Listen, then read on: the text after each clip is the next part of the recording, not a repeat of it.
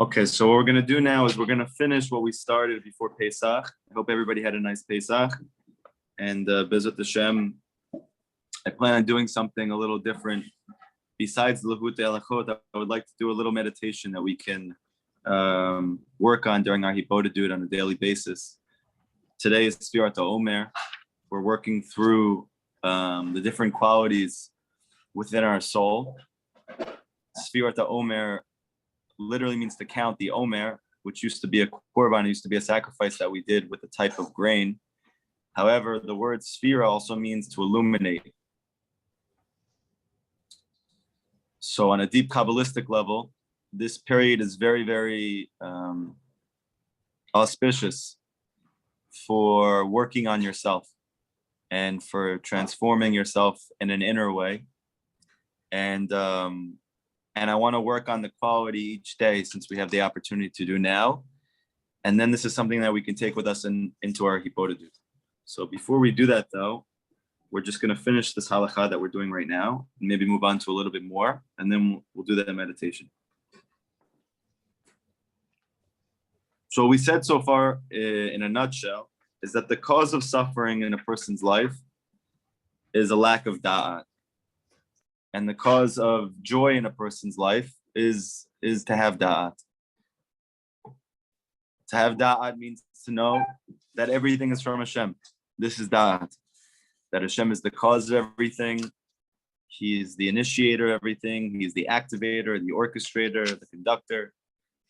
He's in a movie and he's playing every part. And when a person, and especially a Jew, knows this is his life force. And he draws tremendous joy from this, happiness. And regardless of what he goes through, because of his feeling of experiencing hashgacha pratit, that is, that he experiences in a felt way that this is Hashem that's causing this, he automatically feels elevated. The opposite of this is what we had in Mitzrayim. That is the wisdom of Teva. That's Chokhmat Teva, that's nature, which we know Chokhmat Teva, the gematria of a Teva, nature, is Elokim, which we know is a plural word. Why does Hashem, somebody asked me over Pesach, why do we have a name of Hashem which is called Elokim, that is plural? So there's many answers for this, but one of the answers is the way that he expresses himself in this physical world in order to give us free will is to express himself through plurality. That is, to express himself through differences, through many different means and avenues and vehicles. And all of that is only in order to give us the free will, the choice to link all of those different means and mechanisms back up to the one cause of all causes, that is Hashem Yitbarach. But when we are, so to speak, nourishing from the name Elokim, that is, that we are asleep because we think that that's all that there is. We think that all that there is nature. So then as a result of this, we go into Yeush, we go into sadness. And Rabbi Nachman says we're spiritually sleeping. So now Rav Natan says, Al ken tzarichin listom et einav legamrei. Therefore, a person, a Jew, he needs to close his eyes completely, mechezo dahai alma, to this world. Because the Zohar says that this world is called Alma Deshikra. This is a world of lies. We say in Shema Yisrael every day, don't stray after your eyes and your heart. Why do we speak so pejoratively? Why do we speak so negatively about connecting to the eyes? And then as a result, the heart. And the reason is because with the Bagam of Adam Arishon, the first error in history, like Rav Shlomo Karlebach brings down from Rabbi Nachman, it was a blemish of the eyes. That Chava, when she ate from the tree, she saw that it was good for eating. So Rav Shlomo points out that you see that even though we treat it as if the first error had to do with the act itself, which we know was a distortion of the physical world, and then as a result of that, we were thrown down into a level of consciousness that we don't see Hashem in the world. And now we have to go run after it, whereas before it was clear and evident. But the original error was not the actual eating. Like Rav Shlomo points out, if you look at the pasuk, it says she saw it was good for eating. So you see that the initial point of error within a human being is vision, is sight. And Rabbi Nachman makes this clear that the Torah, based on a Tikkuni Zohar, it starts with Bereshit bar Elokim et hashamayim v'et haaretz. In the beginning, Hashem created Shamayim v'aretz. But the Tikkuni Zohar says that Bereshit is actually a composition of two words. That's Roshe Bat.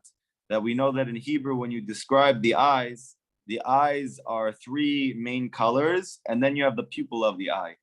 In Hebrew, to describe the three main colors, you call them Roshe Bat, the heads of the pupil that surround the pupil. And then the actual pupil of the eye, which is black, which has no light of its own, which is connected to Malchut, the feminine aspect of the eye. So she's called the Bat Ayin. So the Tikkuni Zohar is pointing out that the very first word in the Torah is all a reference to a person's eye, which is to say that a person creates his reality through his perception of reality. And that is all manifested through the actual eye. So how you see is what your heart wants, like the Shema says. And then what your heart wants is what you pursue. So don't be fooled by this world, because after the Bagam of Adam Rishon and Chava in the garden, now as a result of that, things are not what they seem. And it's really much more like the Matrix than it is. It looks like what it is.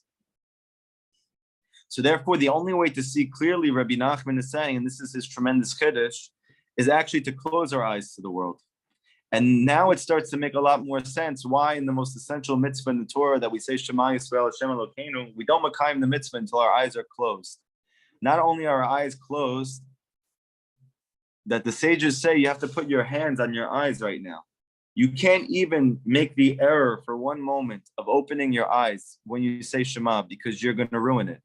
You're not going to be able to experience Emunah, because as long as your eyes are open to this world, you automatically are in a state of bilbul, of confusion. Because this world is confusing. Everything in our life is confusing. The events in our life, the experiences in our life, the relationships in our life. But that's not really how it is. That's only how it looks. But because we are so pre-programmed to lock in, so to speak, on what's happening in front of us, we miss the whole forest. Rabbi Nachman, he gives an unbelievable mashal that if you take now I'll tell you, I had a person that I spoke to. There are times that I meet with some of my students, and she's struggling. One second. She's struggling with depression and with lack of energy and lack of faith and lack of enthusiasm. So I asked her where she was. She said she was in her room. So I asked her if the lights were on. She said they were. I said, okay, can you do me a favor? Can you look at the light on your ceiling? She said, sure. And by the way, this whole thing is just Rabbi Nachman's Torah. I just turned it into a meditation of sorts. So she looked up. She saw the light. I said, it's very bright, right? She said, yeah. I said, does it make you feel good to see that light? She said, yeah, it makes me feel good to see light. So I said, okay, good. Now I want you to take a coin. Do you have any coins? So she said, I don't have any on me, but I think I might have one in my tzedakah box. So I said, okay, so take it out for a second. You'll put it back in after. She takes out the coin. So I said, put the coin over your eye. She said, but it's a very small coin. I said, perfect. She said, no, but it's like a penny. I said, even better. So she takes the little penny out. She sticks it on her finger, and then she puts it over her eye. I told her, okay, now, so I want you to close your other eye, and the eye that has the coin over it, I want you to look up back at the ceiling with the light, the very bright light. So she looks up, and I said, can you see the light now? She said, no. So I said, but what's bigger, that penny or the light that's coming out of the ceiling? So she said, the light's much bigger than the penny. So I said, so why can't you see the light? She said, because I have a penny in front of my eye. But I said, does that make sense to you? That you have something very small, very minuscule, something not important at all. You have a great light in your house that makes you feel good when you look at it. It gives you clarity, it gives you purpose, it gives you energy, it gives you hope. And yet, because you have this little tiny brown metal in the shape of a coin. You put it over your eye, and it's much smaller than that light. But now all of a sudden, you can't see that at all. And you can't see anything. And your mood changes, your thoughts change, your emotions change, all from that little tiny penny. So Rabbi Nachman says that that's this world, this physical world, and all of the desires that we have in this world. They're all like that penny. And even though we think to ourselves that they're so minuscule, how important can they possibly be? Do we really need to transcend these things? Do we really need to overcome these things? Do we need to elevate from these things? Why does it matter so much? And the answer is because Hashem created a world in which it blinds us. That you can have a sun, which is millions of times bigger than your finger. But Rabbi Nachman says if you put your finger over your eye, you can't see the sun. Just like if you have your physical body and your attachment to your physical body and your attachment to the physical world is very intense, then even though it's nothing in comparison to Hashem, the Ein Sof, the infinite one, the source of all good, of all love, of all healing, of all light, you can't experience him at all. So the goal of Rabbi Nachman is that you close your eyes.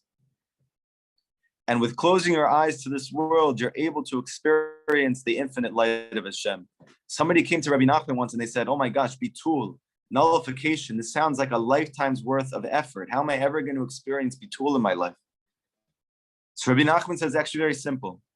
Just close your eyes. You're not there anymore. Because your whole entire existence is your perception, is what you see. So Rav Natan says, close your eyes to this world completely. And then it'll be as if you've been encompassed within the waters of the mikveh. That is, that you have now immersed yourself, mamish, in the waters of Olam Haba, in one moment, simply by closing your eyes to this world. Then you will have revealed that Hashem is the Hashgacha. He is the source of the orchestration of everything that's taking place in your life. You have completely nullified the concept of nature for yourself.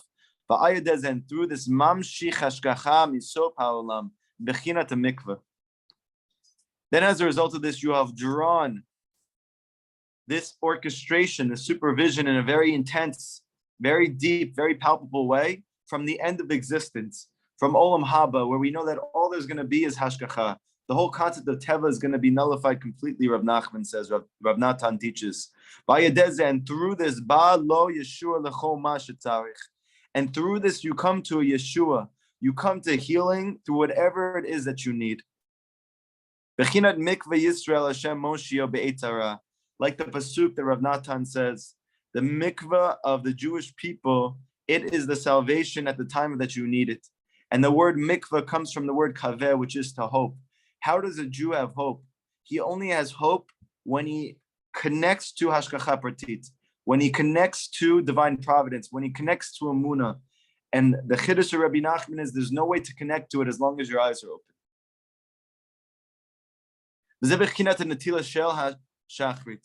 And this is all the concept of washing your hands in the morning. That you're drawing down pure waters, pure vision, pure perception. But you're not drawing it down from the physical world. You're drawing it down from the 40 say of the mikveh. You're drawing it down from the pure waters of the mikveh, that you go in there and it's mamish like you entered back into a state of pre-existence prior to when the world destroyed your vision, traumatized you and abused you and caused you now to feel horrible about yourself, to feel horrible about your life, to feel hopeless about whatever it is that you're going through. This is not because of reality. This is because of your eyes. This is because of your vision.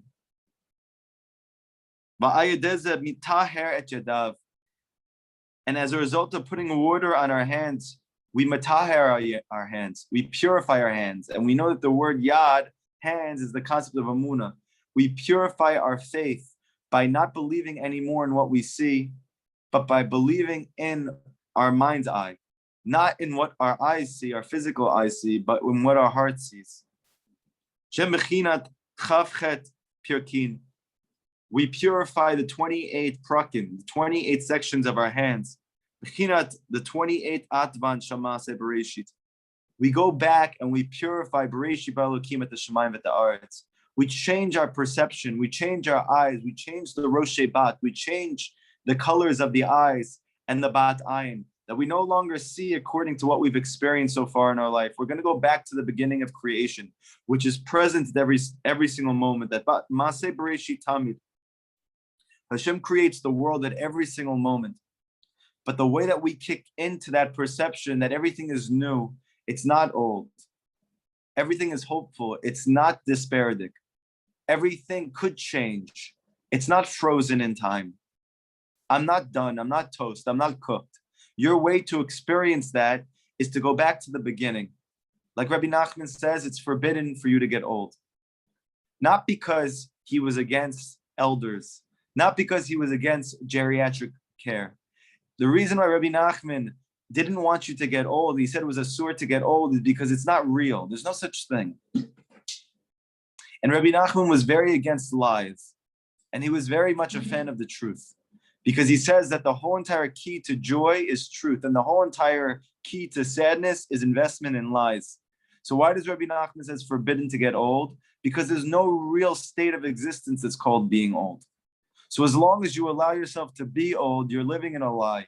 And if you're living in a lie, you're setting yourself up for the greatest recipe for sadness, for yeush, for despair.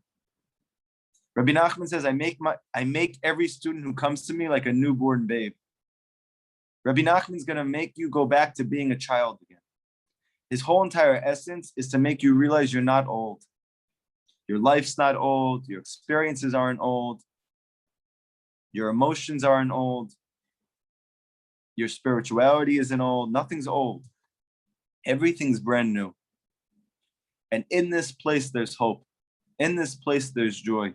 Because before everything happened to you, anything can happen. If you look at a little child, you'll notice, for the most part, they're very happy. Why are they very happy? Because they're not jaded. There's no concept of old by them. They have no entire perspective even that things are missing the luster of life. They can't even think about things like this. They're just like, where's the next new toy? I'm hungry. Can I have new food? I'm tired. I'm going to take a nap. Nothing is old for them. They don't think to themselves, oh my gosh, tomorrow is going to be just like today. I can't take it. It's crazy. They can't go to sleep because they're so excited. What are they so excited about? Is their life any better than your life? No, it's actually more boring. Can you imagine you had a child's life? You have nothing to do. You literally play with toys. You read books and you go to sleep. That's it. Your life is filled with 1,000,000 times more of going on. And yet we are so bored. And we're so jaded by our lives. And the reason is because our Yetzer Hara has convinced us that life is old. Things are not going to change. This is all coming from the Bagam Shebechinat Chochmat HaTeva, from our investment in nature, the nature of our Yetzer Hara, the nature of our bodies, the nature of the world, the nature of social media and the scientific community that has taught us that all there is Teva, which Rabbi Nachman says is the whole entire key to exile, the whole entire key to suffering at the greatest length is to believe that all there is science. Rabbi Nachman says, he's not even saying, don't believe in it. You know, it's very interesting. Rabbi Nachman says something unbelievable, which on first glance, it's hard to understand. But if you understand what we're talking about now, it's very deep. He says it's better to be a fool that believes in everything than it is to be a chacham, to be so smart that you don't believe in anything. Do you need Rabbi Nachman to say something like this? Is this something I could put up on my fridge? Should I put it up on my coffee machine? What's the whole purpose of such a phrase? Because we know that the Chazal say that even the little tiny phrases and conversation pieces that people, tzaddikim, have that are on a very high spiritual level, don't take them for granted. They're very deep and you should study them. So what's this aphorism? That is to say that he understood that in the future there would be a time where we would become so smart that we would stop believing in anything. That through our technological advancement, through the advancement of the mind, of science, we would actually come to believe in nothing. And he says that this wave of atheism is the greatest weight in the world. And even though it might look like the greatest technological advancement, it is the greatest distortion, and it's the greatest pagam, it's the greatest blemish to the human psyche, to the Jewish soul, to believe that there is nothing besides what you see. When the Zohar says thousands of years ago, everything you see is a lie. So you're in a very precarious situation. At least if you're foolish, you could say science is true, but there's also something deeper than science. Now, all of a sudden, at least, at the very least, I have not shut myself up from the possibility of something greater than my own vision, something greater than my own sense of sight, taste, hearing. And now I can have hope. And we don't believe, and we're not dependent anymore only on nature. And we kick back into Maaseh Bereshit Tamid. Because this is the real essential tumah that gathers on the hands at night, that we need to wash our hands from. It's the tumah of Teva, it's the tumah of nature. It's the tumah of being jaded by our lives. It's the tumah of our investment in a false reality that's based on this preconceived notion that all there is my five senses. Which causes your own inner eye to go into exile. And now you're actually blinded by what you see. And this is the concept of the lost princess. Why is she lost? She's lost because she's been put into exile. And the exile is coming from our own belief in the infinite nature of the finite world. That we believe that what we see is all that there is. Even though really on paper it doesn't even make sense. From a scientific perspective, just like on a side note, we keep making new advancements in understanding. And those advancements in understanding completely nullify and melt away all our prior understandings. So even though we're so religious about science and we say, no, this is all that there is, even though the concept of science is it's speculative, we're positing, we're creating theories, all of the language in science is even showing that science is only speculative. And we keep changing the theories that we have. And yet, if you don't believe in the theory exactly like it is right now, they're going to think your mom is crazy. And yet, one day from now, they're going to say, oh, we have a brand new theory. And now it puts away the other theory. Yeah, but what happened to yesterday? If I didn't believe in that theory, you said I was crazy. Now you're saying we're on to a new theory. So they're not going to have an answer to you. And yet, who's left out in the dust? The Jews. We're in exile because of this. B'sha'at sheina. This is the concept of sleep. However, through purifying our hands to the waters of da'at, we automatically kick back into the future. We draw from the future world of Olam Haba, from the waters of da'at, from the waters of consciousness that transcend this physical limited world. And we're able to attach the two. Because what we don't understand is that Olam Haba is not a future state of existence, even though we have just called it the future. It's actually a parallel state of existence. So too, if you can imagine for a second, while you're sleeping, your body, all its functions are going, but you're not conscious. All of a sudden you wake back up and your mind is awake. Your body is now attached back to your mind that's awake. This whole world is corresponding to the heart, so to speak. The world to come is the state of consciousness. It's the linking back up of the mind and the heart. We don't have to wait for Olam Haba to do it. Rabbi Nachman says the way to experience Olam Haba is to simply put your mind there right now. That he says that the whole entire essence of forgetfulness is to forget Olam Haba. Because Olam Haba, the Arizal teaches, is not a future state of existence. It's Olam Haba, it's constantly coming. Who is the person who's able to experience it? The one who connects their mind to it right now. When you connect your mind to Olam Haba, to the mikveh, and you connect your body to the physical world, then you have created a yichud. You created a unity between the spiritual and the physical, between the neshama and the guf, between pure godliness and pure physicality. And that is the tikkun. That's the fixing of the world. That's the Brit Milah that we do on the 8th day. On the 8th day, we take away the eyesight. We take away the external part of vision. We take away the foreskin of the world. And we kick into the crown of existence. We see something much deeper. That's our infinite state of being, which is encapsulated in the physical world. And this is all what we need to kick into. We'll do one more halacha, and then I'm gonna go over a little meditation for today. Bezrat Hashem, we could bring with us. And therefore, before that you wash your hands, it's a sword to touch any of the 7 orifices of your face with those hands. Those are the 2 eyes. Those are the 2 holes of the nose, ulafi, the mouth, ushtei aznav, and the 2 ears. This is what the Shulchan Aruch, the Code of Jewish Law, says. You can't touch the 7 holes of the face. Because these 7 holes are corresponding to da'at. Because where is da'at? Da'at is a faculty of the mind. To know Hashem is to know Hashem in your mind. In Kabbalah, it's taught, what is your mind made up of? It's not simply an internal existence. It's made up of whatever comes through these 7 holes. Whatever you see, hear, breathe, and taste, that's what you're going to know.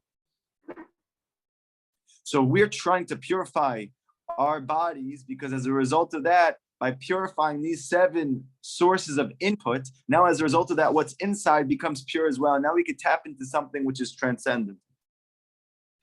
Because Rabbi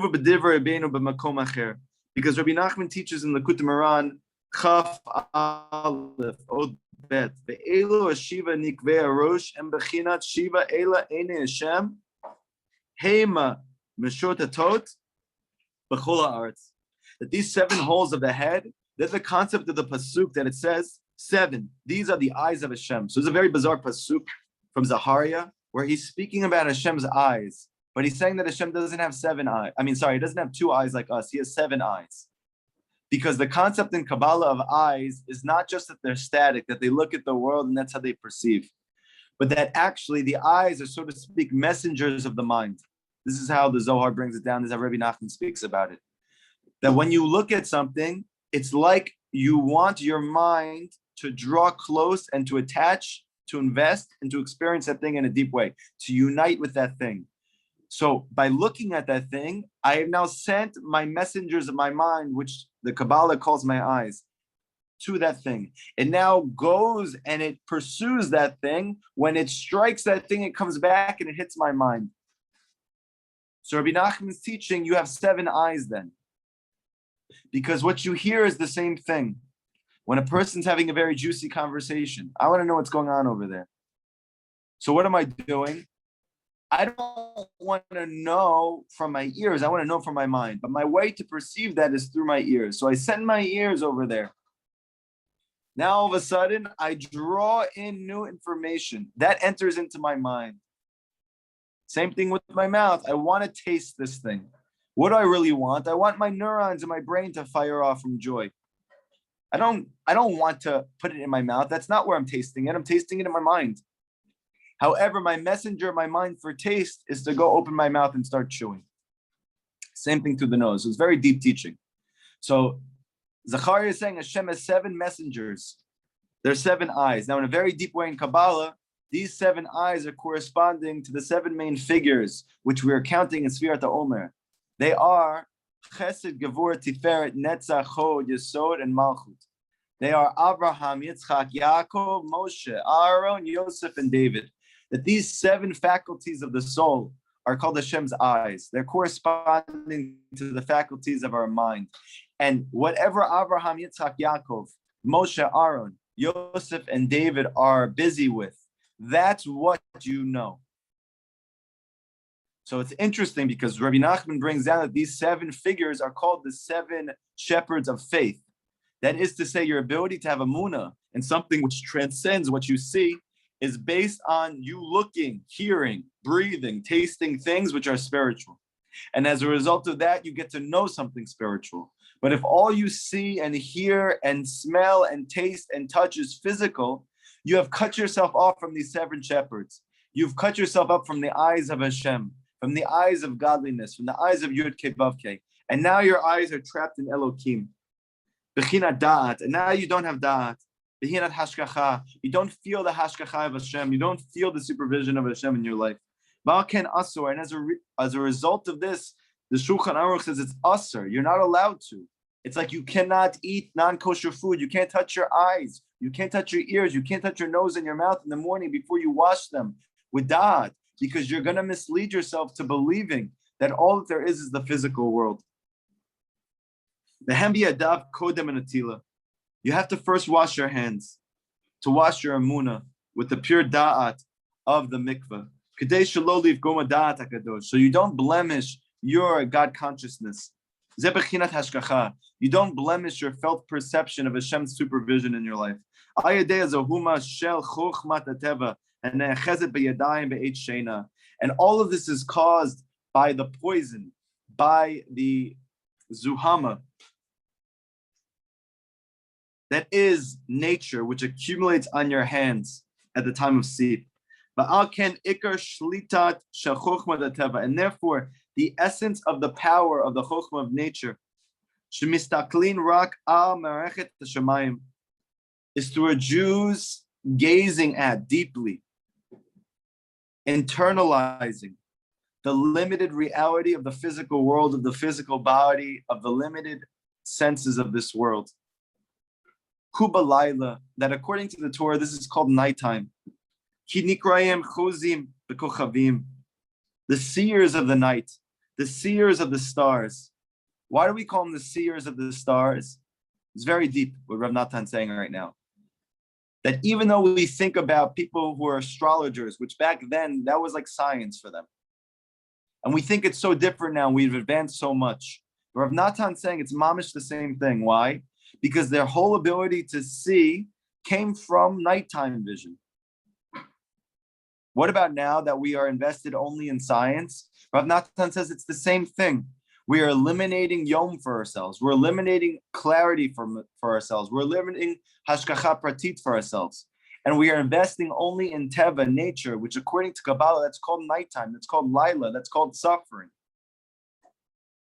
And we are still seers of the stars. We're still seers of only what takes place at night. Because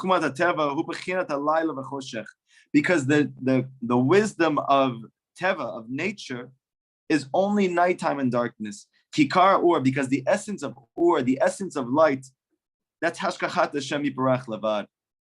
This is the providence of Hashem, the orchestration of Hashem causing everything that takes place in your life, both positive and seemingly negative, both beautiful and seemingly dark and abrasive, both sweet and bitter, that they're all Hashem. And when you realize that all of it is Hashem and the cause of it is Hashem's love only, and it's to bring you closer to Him, that's called Yom, that's called daytime for you. But if you believe only in Teva, only in nature, only in your physical body, then it's no longer daytime for you, it's nighttime. And by nighttime, all you can do is look at the stars and guess and be stuck in depression and anxiety and lack of energy, lack of focus, lack of clarity, lack of hope. So the tikkun for this is to dip your hands in the mikveh. Wash your hands in the morning from that teva and start to see now with your spiritual eyes, with your spiritual ears, with your spiritual nostrils, with your spiritual mouth. Don't look at the Yahoo News articles. Use your eyes to see the Torah. Don't hear gossip. Listen to very deep Torah of Rabbi Nachman and Fega. Trust in that Torah of Rabbi Nachman. Live with that Torah. Don't breathe in the poison of the secular world that has you fearing people, place, and things. Work on believing in Hashem only. That's the nostrils. Don't taste only your physical food. And don't speak lies.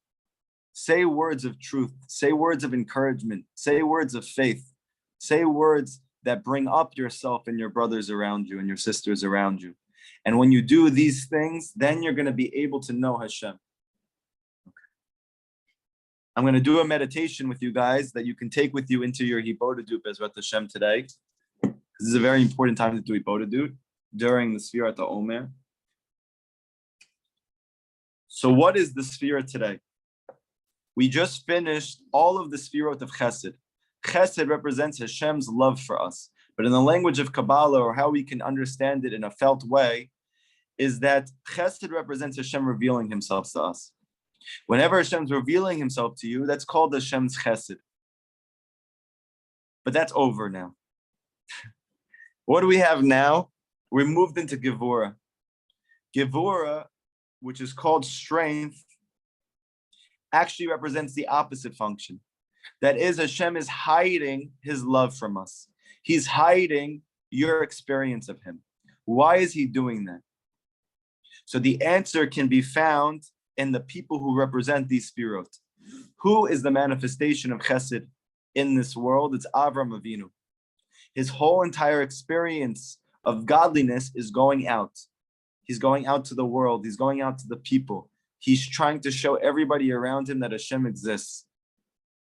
He's the concept of Gimilut Chasadim, of doing acts of love, of kindness to others. But your ability to do that is dependent on your seeing Hashem in your life. All of a sudden, when Hashem hides himself from you, you don't have that koach, you don't have that power, you don't have that inspiration to go help others because you don't even know how to help yourself at this point. So what do you do now? Who's next? His son. And by the way, this is a very deep secret as well. What gives birth to the experience of Hashem hiding himself from you in his life? It's Hashem's love itself. That Abraham gives birth to Yitzchak. That Hashem's love gives birth to his concealment. His revelation gives birth to his concealment. It's a very deep concept. Yitzchak is given birth to by Abraham. And how did Yitzchak operate in the world? He didn't do the same thing as his father. He embraced the moment. And this is very important for us to know. Sometimes we feel hot, we feel great, we feel excited. Sometimes Hashem's hiding from us. We need to know how to run and return, like we're learning in this Torah in Likutey Moran in Torah Vav 6. That is, that when we feel Hashem's chesed, we need to run to Hashem. But when we feel that Hashem is hiding himself from us, we need to learn how to return. What is Yitzchak Avinu's whole entire essence? He was in the field. This is the time of tefillah. This is the time of talking to Hashem. This is the time of self-introspection. This is the time of self-exploration.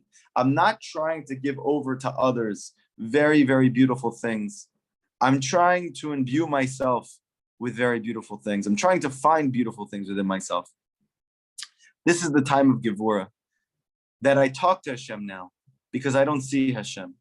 Because as long as I see him, I don't need to speak to him. But if I don't speak to him or I don't see him, I have to give him a phone call. So that's the time that we have right now. So today we're all going to give him a phone call. Now, what is this experience that we're having today of Gevurah? It's interesting because the very first revelation of Gevurah is Chesed Shebegevurah. Chesed of Gevurah. That is the love of concealment. So we're saying already the beginning. That is that to contemplate in your Hibodedut, to talk to Hashem about the fact that the very first revelation of Gevurah is to know that it's coming from Hashem's Chesed. For you to be able to experience Gevurah properly, to experience that Hashem's hiding from you is positive for you, is to know that at its root, the reason for it is because Hashem loves you. So what's the positive that can come out of this? It's causing me now to tap into new powers within myself, new abilities within myself, which I didn't do previously. I didn't have the motivation to, I didn't have the inspiration to. I wasn't pushed to do so. And that is, I have to go to the field and talk to Hashem. So the fact that I'm speaking now, that all came from Hashem hiding himself from me. So already I could say, thank you, Hashem, that you're not showing yourself to me. Because I would never know Rabbi Nachman. I would never know Hibodedut. I would never know speaking to you and having an intimate personal relationship with you if I always felt good in my life. But now because I feel bad, I'm now forced to go talk to you. So that is Chesed of Gevurah. That is the love which is really at the root of Hashem's hiding himself from you. Now, There are two things that we say, at least as Sephardim, after we say the Sphira. One of them is Tehillim, that is Tehillim, I believe it's 67. And it's in the shape of a menorah. That is a segula that you should say this Tehillim every day in the shape of a menorah. We say it before Shachrit and Mincha in the shape of a menorah. It's actually connected to the 7 eyes that we spoke about. It's connected to the 7 orifices of the face, like Rabbi Nachman teaches. So we're on the second orifice right now, which would be the left eye. And that is what? We're on the word l'da'at, to know, which is very connected to what we talked about tonight. We would think da'at is a function of truth. It's a function of love. To know Hashem is not a function of Hashem hiding himself from you. However, what we're learning is that really the essence of knowing Hashem is not just knowing that Hashem when he's good to you, or when you feel happy, or when you feel blessed. To know Hashem, really, l'da'at, is to know that it's Hashem even when he's hiding from you. Even when you don't feel good. Even when you're feeling low. To know that that's also Hashem just as much. And the reason for it is just as entrenched in his love for you as when you feel him. That is the true essence of da'at. That's the true essence of knowing Hashem. So that is l'da'at. What is the other thing that we say? And this is something to contemplate as well. We say Ana B'Koach. Ana B'Koach is a very deep prayer that was made from a big Mekubal in the times of the Arizal. I believe it was Rabbi Ashkenazi. And he made a 42-word tefillah that we call Ana B'Koach. The truth is it's connected to this very, very powerful 42-letter name of Hashem, which is considered like the essential name in Kabbalah. And that's corresponding to the 42 words. But if you take the 42 words and then you add the kavanah, the intention, the visual illusion that it says to look at the end of each line, so you actually have 42 plus 7, you have 49, which is corresponding to the 49 days of the Omer. Just like there's 49 words in the candelabra over here. So we have there as well, in Ana B'Koach, Kidulati Minecha, Tetir Tzara, all of that was connected to the first of Chesed, during the first week of Pesach. That is, Hashem, please, in your Koach, Kidulati Minecha, in the greatness of your love, of your right hand, Tetir Tzara, remove me from all my suffering. Then we have Kabel, which means Kabel Rinat, receive my song. So we're going to get to Rinat, the concept of song, tomorrow, which is very connected to Gevurah. But Kabel, to receive it, how does Hashem receive that song? He receives it only at nighttime. Because the only time that you become, so to speak, a vessel for receiving Hashem, which is a paradox, is that you talk to Hashem. Because Rabbi Nachman says that the whole entire vessel for receiving Shefa, God consciousness, new connection to Hashem, comes from the letters, the words, the sentences that come out of your mouth. That he says that every single word that you create through your mouth to Hashem in your hibodedut creates another vessel to receive the light of Hashem. That it could be Hashem is already pouring down on you, or he's already pouring down on you light, the answers to your prayers. Now all that's left is your prayers themselves. Because the Kabbalah teaches that without a vessel, there's no benefit to the light. And in fact, the light is actually destructive. But when you create a vessel, which you do by talking to Hashem, which is one of the secrets of why Rabbi Nachman was so insistent that we do it for 60 minutes a day, because Hashem is always giving to us. But our ability to experience that is by creating a vessel for it. That's through talking. So now we say kabel, receive. The way to receive is by talking. So these are the two things that we should think about. That on the one hand, to know Hashem means, in essence, to know Hashem, his good is the same as his bad. That the bad that we experience in our life is coming from the same place of love as the good itself. That is one thing to meditate on and to talk out. You have to speak it out. And the other thing is that my speaking itself is the vessel for my receiving. And to ask Hashem, please help me to create as many vessels as possible for receiving by speaking itself. Does anybody have any questions either from the Torah that we learned in the Likutey Halachot or from these two meditations that we spoke over at the end?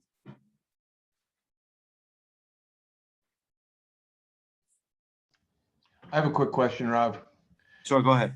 If we wake up in the middle of the night, like if we wake up at 2:30, sometimes at 4:30, maybe you get up and you just get into your day and you start doing rituals or his bodhidot, but at 2:30 maybe you don't, or maybe at 3 you do, and you decide like you're up in the middle of the night, you wake up and decide like, how do you say modani? Do you wash? What if you fall back asleep? What if how do you? So you can say modani as many times as you want. So for sure you should say modani when you get up in the middle of the night. Secondly, even though we think it's the middle of the night, according to Kabbalah and according to the Torah, it's actually the beginning of the day. Because once you hit Chatzot, you're already at the beginning, so to speak, of the new day. You're moving into the new day. So as long as you, so to speak, wake up after midnight, which obviously is what you're talking about, so you can start your day. Most of Rabbi Nachman's students, they are starting at 2 o'clock, at 3 o'clock, at 4 o'clock. They're getting up to do Ibodadut. They're getting up to learn Torah before their day starts. So for sure, you should wash your hands in this whole entire process that we've spoken about. You don't have to wait for 7 or 8 or 9 or 10 to do this whole process. Once you get up in the morning, even if it's still dark out, you can start. If you're going to go back to sleep, though, then you shouldn't wash until you're going to get out of bed, correct? No matter what, you should wash your hands the first washing.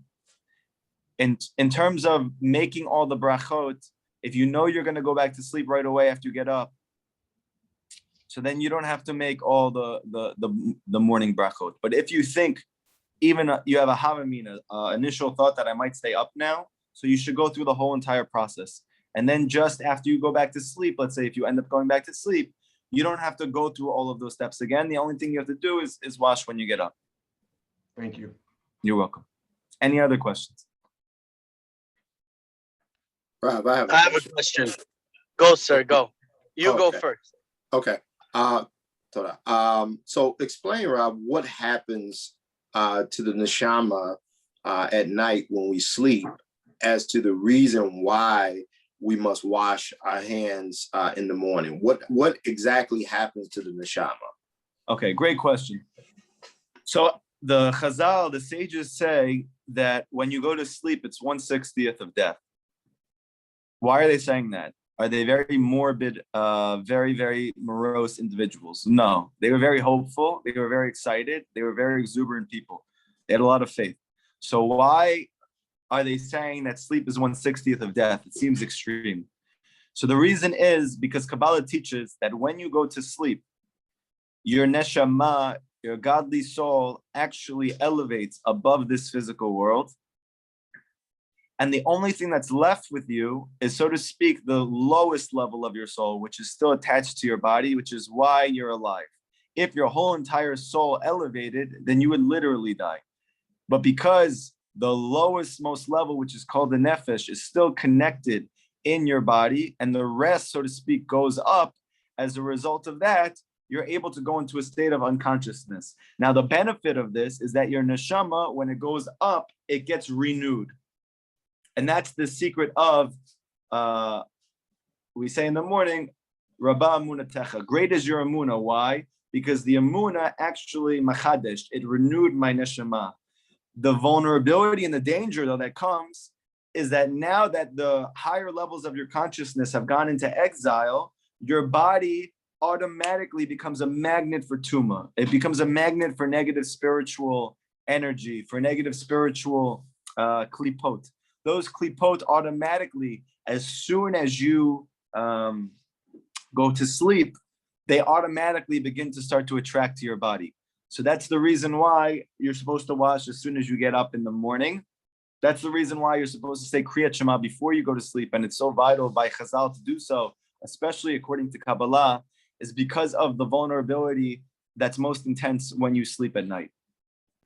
It's kind of like leaving your home and leaving the front door open, and then you just invite for all of the vandals and everybody who's who to come in and just defile your home. Exactly, it's just like that. So but you have a tikkun that when you come back, you have a cleaning lady, So you don't have to deal with the whole thing. The cleaning lady is the water next to your bed. You wash your hands quickly. She did a great job. You give her $5 or whatever you pay her, and you're on your way. Okay. Yes, Ellie from San Francisco. What do you got for me? Rabbi Kalma Shlita, how are you? I'm great, thank God. How are you? I guess the question that I have for myself is maybe you could help give some tips or some mindset restructuring that when you're going through the darkness, besides for knowing that Hashem is the one that does it, to sort of get you through that drag and through that darkness, what can you do for yourself or to tell yourself to sort of let yourself know, A, it's not forever, and B, it's okay? Okay, very good. First of all, you should know that Rabbi Nachman says it's normal. The beginning of a person healing is just to know that what they're going through is totally normal. Okay, so whatever you're going through, it's normal. First, okay, all of a sudden you get a relief. Like when a person goes to a therapist and you've been going through all this stuff and you think it's crazy, and then the therapist goes, "Oh wow, yeah, that sounds really hard," and all of a sudden you just cry for happiness because someone realized or resonated with you. Oh, it's like a normal, difficult experience. Okay, good. First off, it's normal. Secondly, to know is not something you can just do, because when you're going through the difficulty, the point is that you can't know naturally. So Rabbi Nachman's secret is open your mouth even though you don't want to. Force yourself to talk to Hashem when you're going through that time. Automatically, when you start talking to him in the midst of it, even though you don't want to, and that's the tikkun, that's the tip. The tip is force yourself to speak to him even though you don't want to. Because what's going to happen to you as soon as you start speaking to him, you automatically have started and begun to, in your mind and in your heart, reconnect the fact that what's happening is not just happenstance, it's what Hashem wants to be. Okay, so this is a very, very important thing. That's the first thing that I would do. Go talk to Hashem about it. Another thing to do is to thank Hashem for the experience, even though it's painful. By thanking Hashem for the experience, even though it's painful, it mitigates a lot of the intensity of it. And the reason is because right now, even though you're talking to Hashem, you still think it's bad because it feels bad. But immediately, if you start to thank Hashem for the experience, what you're doing is you're kicking into a state of humility in the darkness. Because what's causing the suffering is actually a very subtle level of arrogance. That is that I think that I know better. That if I had it according to my way, things would be good. But we don't know what's good. There are many times we made decisions that we think are good, and they turn out to be travesties. There are many times that we decided to do something that happened by accident, and it was like the greatest thing that ever happened, and it gave birth to a lot of beautiful things in our life. So too, we don't know. So by saying thank you to Hashem for the problem itself, we are kicking into a mode of anava, of humility. And by kicking into humility, you're also getting closer to feeling better, because sadness comes from thinking that Hashem does not exist or what he's doing is not good. So automatically you're talking, you're going into humility. These are two big tips. Another thing that you must do, which a lot of the students have realized that they must do for Tzion, that you are probably starting to realize now as well, you need this every day. You need this when you're feeling good. You need this when you're feeling bad. You need constant exposure to Rabbi Nachman's Torah, because the whole entire Rabbi Nachman's essence is teaching us is that your life will look bad often.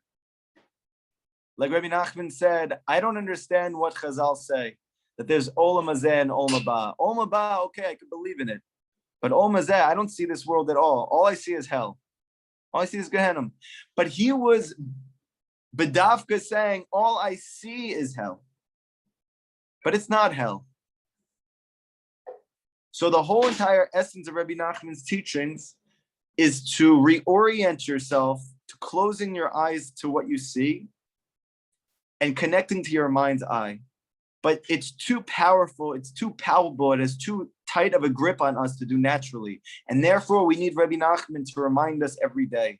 So you need to have a time that you're learning the Tzaddik Yisod Olam's teachings, because he can see through the powers of his da'at, where we only see through the powers of our imagination. But because the powers of our imagination are not pure yet, as a result of that, so sometimes we see clearly, sometimes we don't. And that's the cause of the majority of our suffering. So this is why Rav Natan says, you need to throw yourself off from what you see completely and throw yourself on Rabbi Nachman entirely. So these are three very big tips. If you do these three things, you're on your way to experiencing healing. And one more thing, Go we ahead. learned a lot. We learned a lot about Hayom, living today. What's the right mindset for that? That you're living for today, so there's no worries of tomorrow or future, and you're able to be present. What does Rav Nachman say is the right idea of living in today? It's not planning for the future. It's not worrying about the future. What does he say? So he says like this. Mashiach said he was coming Hayom. Now, the famous saying of Eliyahu Navi, which is that when he didn't come, he said he's coming the day that you listen to him, to Hashem. But Mashiach didn't say that. Eliyahu Navi said that. All Mashiach said was, I'm coming Hayom. So Rabbi Nachman is teaching that whenever a person wants Mashiach in their life, Geula in their life, they must be in a state of Hayom right now. Today doesn't mean Hayom means today, the whole day. Hayom means literally mamish right now. That if you want to experience Geula, redemption in your life, your mind and heart needs to be in right now. And if it's in any other place beside right now, the Mashiach is in exile for you. Geula is in exile for you. Redemption is in exile for you. So that's the first thing to know. That all there really is right now. Okay?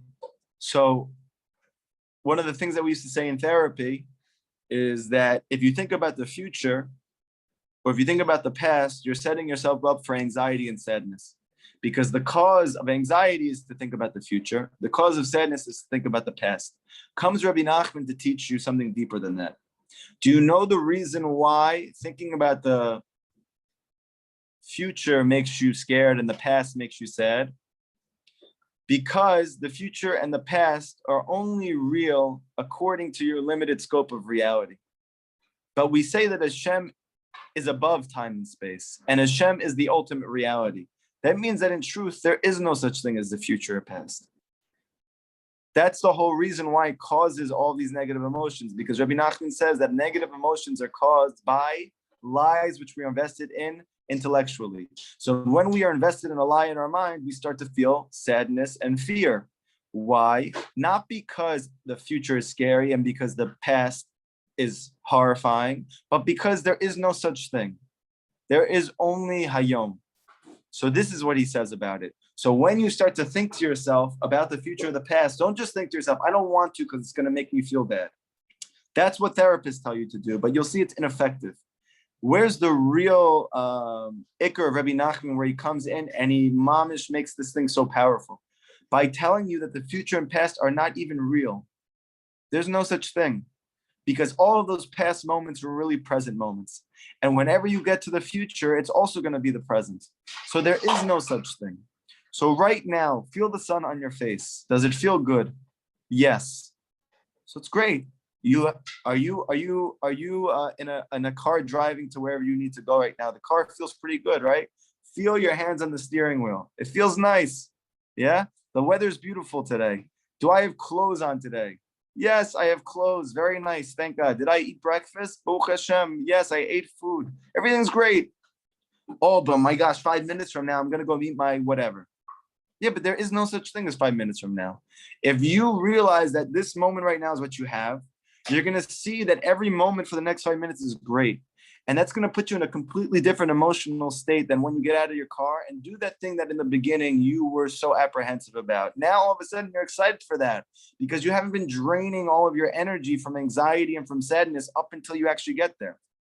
So these are some understandings of Hayom. Love you. Love you too, Elliot. Very good. Any other questions before we end up here? I got one more Neshama question, bro. Go ahead, Leo. So the levels of the Neshama, the 3 levels, right? So when a person expires from this world and it passes from this world, the lowest level of the Neshama remains here, and the second level, which is the second level, and then the third level, which is the Neshama. Can you explain that, how that remains? And the second part to that is when we visit like our loved ones at the kever or the grave, their nefesh is still in this world, right? Can you explain that? Yeah, sure. So we actually have 5 levels to our soul. We have a nefesh, a ruach, a neshama, chaya, and yechida. 3 of those levels, which are the ones you're speaking about, are the ones we usually talk about because they're the only ones we can experience while we're alive. In the days of Mashiach, we're going to be able to experience the higher 2. This is the secret of the parts of the land of Israel, which were promised to Abraham, but when we actually got the land of Israel, we didn't get those parts. So because the land of Israel represents all of the levels of the soul. So in the future, when we get all of those final pieces, that's the highest levels of our soul as well. Now, when we pass away, the higher levels of our soul leave this world, and we're only remaining with the part which is most connected to our physical body, that's the nefesh.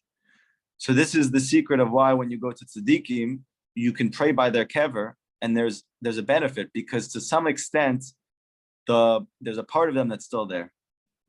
The other parts of them elevate above this world.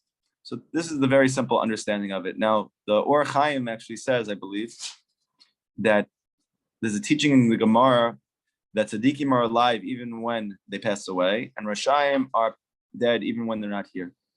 So he says the simple understanding of this is that when a person passes away, if he was a tzaddik while he was alive, so then as a result of that, his nefesh gets to stay with him forever down here, so that when we come to him, we're able to commune with him, so to speak. We're able to receive benefit from praying by the kever of the tzaddik, because he really is mamish still there. And that's why it says that tzaddikim, when you learn their teachings, their mouth is moving in the grave.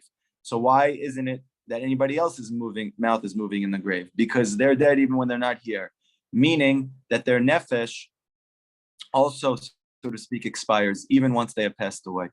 So therefore, they don't have any type of interaction with the physical world once they're gone. So this is the simple understanding of it. Whatever. Okay, everybody have an amazing day. Tomorrow we're going to continue this lesson, Likutey Halachot. Tomorrow night, Bezrat Hashem, we're going to continue Likutey Moran. Everybody have a great Hippolyte. Everybody have a great day. Enjoy the new nice weather. Wait. Oh, go ahead. Go ahead. Shlomo, go ahead. Right at the buzzer beater. Yeah, go ahead. So real quick, number one, I was just going to say $5. I don't know how much you pay your maids, but I continue to give a little tip, a little extra tip. But no, listen, thank you so much. It's an amazing As you can tell, class. I'm not the one who pays our So amazing class. It's just I wanted you to, if you can, just brief over just a quick summary of, because I'm going to go into my Hibodidut after this session, and I wanted to know just what are the main key points that I should stick to based on the meditation that you were sharing with us, the certain things to look out for. Right. That is the first part, is that even though we normally think about knowing Hashem as we're waiting for good things to happen to us, when we say, Hashem, I want to know you, what we're really unconsciously asking for usually is, I want to feel good in my life, and then I'm going to know you. But the essence of Da'at, of knowing Hashem according to Kabbalah, is it's a confluence of these 2 sfirot of Chesed and Gevurah. Chesed represents Hashem's revealing himself to you. Gevurah represents Hashem's concealing himself from you. Da'at is the confluence of those 2 realities. That is, to know Hashem means to know that when he reveals himself to me and when he hides himself from me, it's all just Hashem. There's a famous saying that we have, that especially the Baal Teshuvas very much love, Ein Od Milvado, there's nothing else besides Hashem. So this is the thing to meditate on, that if you think about all the good times in your life, think about all the positive times in your life, that was Hashem. Now, think about all the negative times in your life. Now, usually when you think about them, they cause tremendous inner turmoil. But Rabbi Nachman is teaching that the turmoil is not coming from the event itself. It's because it's disconnected from its source. As long as you disconnect something from its source, that's the cause of the suffering of the thing.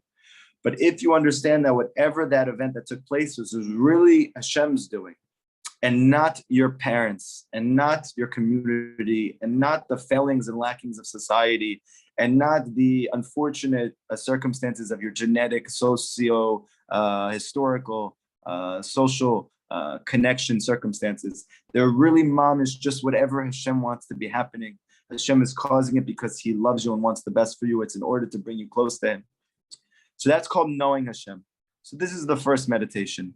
to think about all the good and the bad events in your life, those circumstances and situations. And at the end of that circumstance or situation, say out loud, that was from you. That was from you. That was from you. That's called knowing Hashem. The second one is that speaking to Hashem is the vessel for receiving the light of Hashem. That the knowing Hashem is called Hashem's light, but your experience to know Hashem is by talking to Him. So every word that comes out of your mouth in your hipodadut is another vessel. So imagine as you're speaking to Him, you can close your eyes that every word is turning into a cup, is turning into a keli, it's turning into a vessel. And you can imagine the or, the light that's coming from above, down below, is filling that cup. Now, prior to this, you can imagine that there's already that light. There's no problem in the concept of Hashem showing Himself to you. It's already there. He never leaves. The only source of us not connecting to Him, why haven't we experienced that yet, is because we don't have vessels. This is the secret of Kabbalah. That's why Kabbalah is called Kabbalah. It comes from the word kibel, which means to receive, and this is the meditation for today. How do you receive? You must make a space to receive the light of Hashem. You do that by talking to Him. So just understand that every word that comes out of your mouth when you talk to Hashem, that's another vessel to receive more of the light. That the Chiddush of Rabbi Nachman is that knowing Hashem doesn't come from just learning Torah. It comes from learning Torah, but in conjunction with talking to Him about what you learned. By talking to Him, you create the vessel for the light of the Torah that you learned.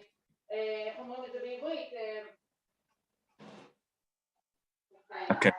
Everybody have an amazing day. One last question. Oh, David, go ahead. Also to know Hashem, like when every time we have suffering, it only teaches us that it's time to get closer to Hashem, right? Beautiful. You got it. Thank you, David. I'm just asking. Yeah, it's a great question. That's the only reason. It only teaches us to get closer to Hashem, right? You got it. Beautiful. Okay, everybody enjoy the field. Have a great day. Have a good day. Have a good night.